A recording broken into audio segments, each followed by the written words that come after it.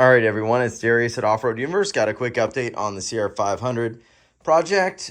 First things first, we've got the rear shock off that actually is blown. I'm not sure if it's the bladder or the primary seal or maybe both, but this is going to be going off to my good friend Dave Piccolito.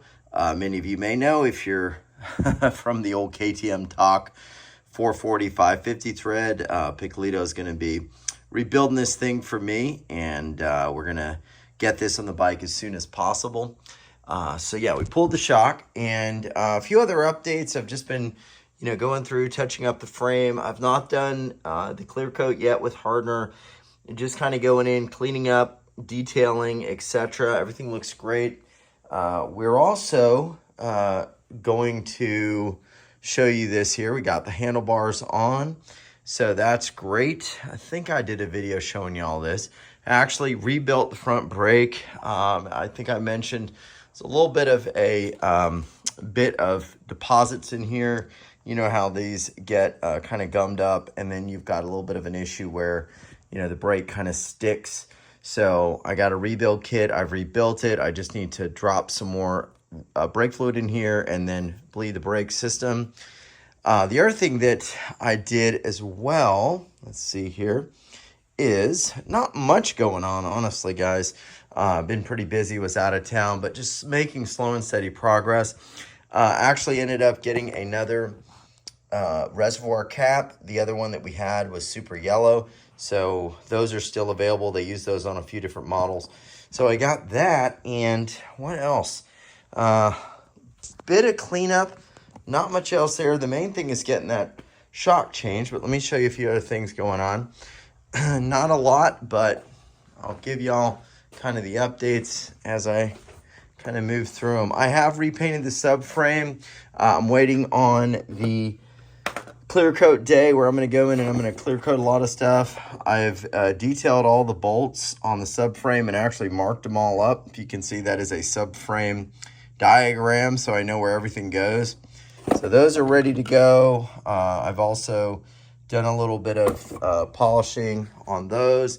I actually did try to bleach this tank, and honestly, you probably can't really tell that it's just slightly yellow. I mean, it is very, very white, but I'm going to do my best to try to bleach it. I may end up getting an aftermarket tank like the VMX tank and try that. We'll see. Not 100% sure yet. I'm still going to try to bleach that as much as possible. And I also ended up, because I did not cover the seat correctly, I ended up getting another seat cover from my boy Lynn. And luckily, I mean, these are pretty inexpensive when you get them from Thailand. They're about 40 bucks. So we're going to do it again because I did not do this correctly. So I'm going to have either an extra seat cover, but I have a lot of material so I can move the CR around. And I had mentioned this to you guys that when you look at these, the CRs, as they came, the R pretty much ends or, begins like right here. So I have about an inch or so that this CR logo needs to move forward to be accurate. And so as much as I hate to do it, I'm going to have to just remove that cover. It's not going to get destroyed. I mean, I could keep it, or if somebody wants it, I could sell it. And I'm just going to have to cover this thing again. And it was not easy, but thankfully I've got plenty of material.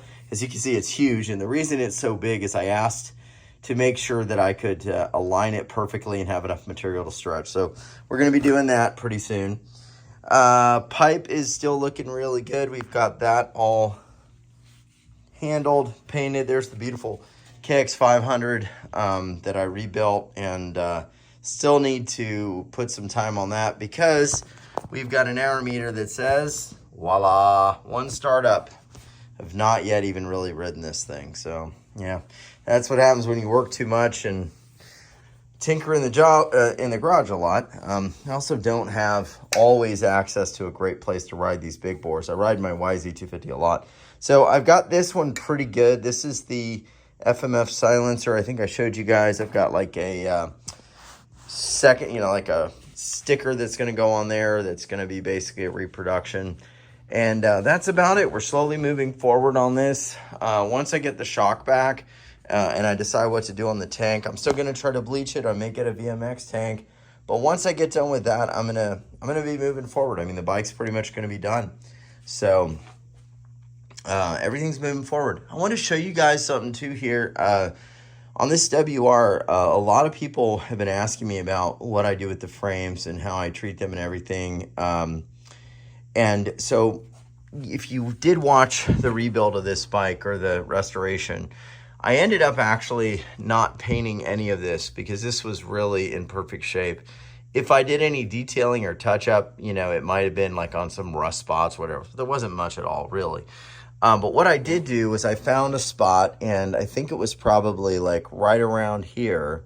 And basically I painted just the bottom section.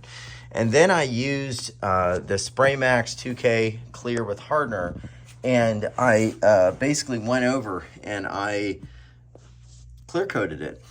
And I also used machine polish to basically polish the clear coat. And I'm not sure if you can see, but there's just a tremendous shine on this. It's really stunning. And this hardener is very durable. It's paint shop quality. So it's not something that's going to just, get dissolved with gasoline or whatever else. I haven't put it to the test like that, obviously, but it's very, very durable. So we should be good there. But that's basically how I handle these. And the CR is going to be about the same. I'm not going to repaint the whole frame. I don't want to lose, some of the stickers and some of the other stuff that, are indicators of an authentic, unrestored bike. I want to leave that. This is my YZ250 that I ride a lot. So this bike, I put the hours on. I still obviously take care of it, and it's just a monster motor. If you've seen some of the other videos on this, I talk about the spring that I got from Australia, the Cisco's power valve spring. It basically lets the power valve open pretty much right around, just off idle. So it really makes the bike extremely linear, but linear does not mean it's not fast as all get out. I mean, it is a beast. And I will tell you, when I ride this thing versus like my KTM 500, I gotta tell you that the 500 KTM, for example, has a lot of torque, right? A lot more torque. Definitely you can feel it's a 500, but when we're getting into the power band, I honestly can tell you this thing is right there. It is very quick. And I've done a lot to it. I mean, I've got the Apex head on there with the SX dome. I've got the Poison rad valve.